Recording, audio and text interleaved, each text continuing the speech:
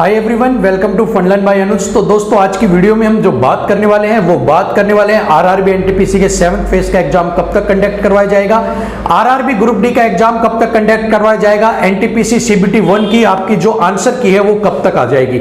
इन तीनों मुद्दों के ऊपर आज हम बात करने वाले हैं इस वीडियो के अंदर। वीडियो को एंड तक आप जरूर देखिए और अगर नए हैं तो सब्सक्राइब कर लीजिए, बेल आइकन को प्रेस कर लीजिए। तो दोस्तों सबसे पहले हम बात करते हैं आरआरबी एनटीपीसी की। तो देखिए आरआरबी एनटीपीसी के 6th फेज तक का एग्जाम आपका हो चुका है। 7th फेज के अंदर आपके पास 4 से 5 लाख बच्चे आपके बचे हुए हैं और उनका एग्जाम अभी तक रेलवे ने कंडक्ट नहीं करवाया है। यही वो आखिरी पड़ाव है जो बस कंप्लीट करना बाकी है, उसके बाद फिर एनटीपीसी का फाइनली आपका एग्जाम पूरा हो जाएगा। ठीक है, और इसी एग्जाम के पीछे ही सारे एग्जाम भी रुके हुए हैं। तो ये 7th फेज जब भी आपका होगा इसी के बाद ही आपका आगे का प्रोसेस स्टार्ट हो पाएगा। अभी तक आपके पास 7th फेज को लेके कोई भी नोटिस जारी नहीं किया गया है।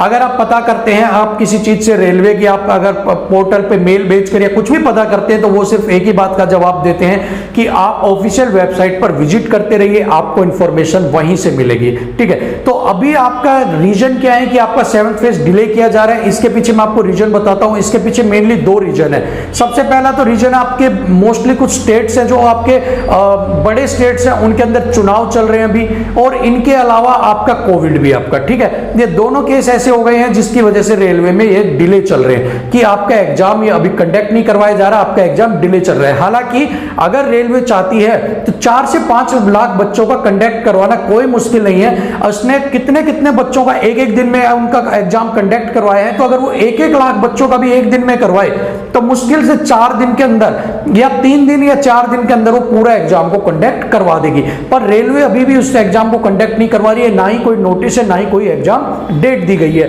लेकिन अगर हम बात करें कि आपका एग्जाम कब तक कंडक्ट करवाया जा सकता है और आपके सिटी इंटीमेशन का और आपके एग्जाम डेट का नोटिस आपके पास कब तक आ जाएगा, तो मैं आपको बता देता हूं कि अप्रैल के एंड तक आपका ये पेपर कंडक्ट करवाने की पूरी संभावना है। अगर कंडीशन नॉर्मल रहती है, अगर ऐसी कंडीशन रेलवे देखता है कि हाँ वो सेफ्टी के साथ पेपर को कंडक्ट करवा सकता है, तो अप्रैल के एंड तक आपके सारे पेपर कंप्लीट ये करवा देगा 7th फेज के। रही बात नोटिस की, तो अगर आपका पेपर अगर उसे कंडक्ट करवाना है अप्रैल एंड में, तो आपको 21 तारीख तक आपको कोई ना कोई नोटिस देखने को मिल जाएगा, कोई ना कोई आपको एक नोटिफिकेशन देखने को मिल जाएगी कि आपका 7th फेज का एग्जाम इस डेट को है और आपकी सीटी आप चेक कर सकते हो। लेकिन ये सारी चीजें आपकी डिपेंड करेंगी कोरोना के ऊपर, क्योंकि कोरोना के केस जिस हिसाब से बढ़ रहे हैं देश के अंदर, तो ये रेलवे के लिए एक चुनौती होगी कि वो आपका पेपर कंडक्ट कैसे करवाएगी। हालांकि रेलवे पहले भी आपका जब पिछला उसने करवाया है सीबीटी 1 वाला जो ये स्टार्टिंग की थी उसने, उस समय भी कोरोना था, तो रेलवे को एक्सपीरियंस है कि वो कोरोना में किस तरह से बच्चों को मैनेज करके चलाएगी।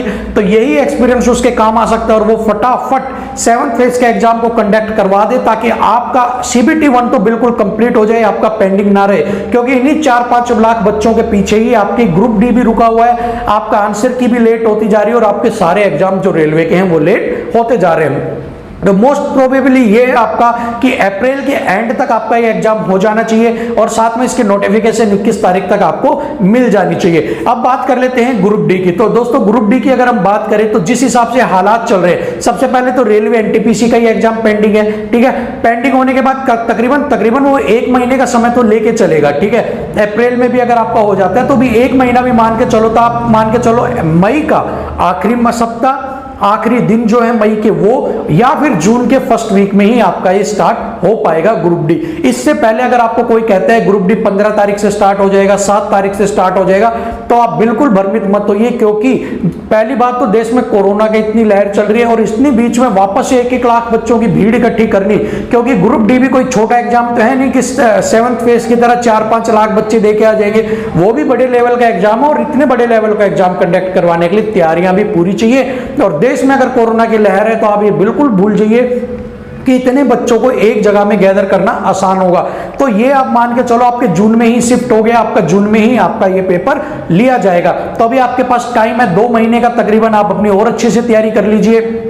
अच्छे से आप करके चलिए। अच्छे से जब आप तैयारी कर लोगे तो आपके लिए पेपर देना और भी आसान होगा। अब बात कर लेते हैं आंसर की तो दोस्तों आंसर की बात करें तो आंसर की भी आपको जून के महीने में ही देखने को मिलेगी। अगर अप्रैल के अंदर आपका पेपर कंडक्ट हो जाता है तो आपको ये देखने को मिलेगी जून के महीने में, क्योंकि एक महीने का टाइम तो आपका फिर भी लग जाता है आंसर की रिलीज करने के बाद। उसके बाद आपकी एक बार एक आंसर की निकलेगी, फिर आपकी दोबारा से रिफाइंड आंसर की निकलती है, फिर ऑब्जेक्शंस वाली, तो वो भी एक लंबा प्रोसेस है। लेकिन सबसे पहले बात है कि 7th फेज का एग्जाम आपका खत्म हो जाए। अभी जो बच्चे, कुछ बच्चे कह रहे थे सर कोरोना है 7th फेज रोक देना चाहिए, तो अभी आपके सिर्फ 4 लाख बच्चे, 5 लाख बच्चों के पीछे कोरोना की वजह से या जैसे भी अगर आपका एग्जाम कंडक्ट हो रहा है तो आप उसे कंडक्ट करवा लो एक बार, क्योंकि आपका आगे भी प्रोसेस डिले होता जाएगा। आप सोचो जब आपका ये प्रोसेस है, यही पेपर जून में होगा सिर्फ 4 लाख बच्चों का, उसके बाद आपकी कब तो आंसर की आएगी और कब आप आगे जाओगे। तो अगर ये अप्रैल में आपका कंप्लीट हो जाता है तो आपके पास आंसर की भी आ जाएगी और ग्रुप डी भी उसके बाद हो जाएगा, वरना ग्रुप डी और आगे आपका 15 दिन 20 दिन आगे और सरक जाएगा। ठीक है, तो अभी अगर एग्जाम ये कंडक्ट करवा लेती है रेलवे तो बहुत ही ज्यादा बेस्ट है आप सभी रेलवे के जितने भी विद्यार्थी हैं उन सब के लिए।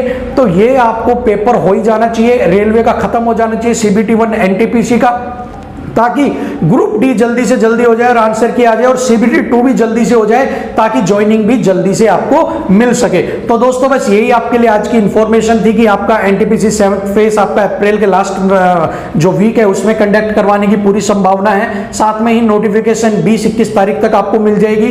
ग्रुप डी आपका जून में चला गया, आंसर की भी आपकी जून में मिलेगी। तो यही 4-5 इंफॉर्मेशन थी जो आपको देनी थी। और इसी के साथ ही अगर आप CHSL का पेपर देने जा रहे हैं तो अपने आप को सेफ रखिए, बिल्कुल सुरक्षित रहिए, किसी भी तरह के संपर्क में आने से बचिए, क्योंकि आप भी अगर सुरक्षित रहोगे तो ही आप अपने परिवार वालों को, अपने बाहर वालों को, अपने आस पड़ोस को सुरक्षित रख पाएंगे। तो दोस्तों बचाव रखिए अपना, सुरक्षित रहिए, खुद भी सुरक्षित रहिए, परिवार को, आस पड़ोस और देश को सुरक्षित रखिए, मास्क पहनिए, 2 गज की दूरी बनाए रखिए। अगली वीडियो में आपसे फिर मिलेंगे, तब तक के लिए जय हिंद।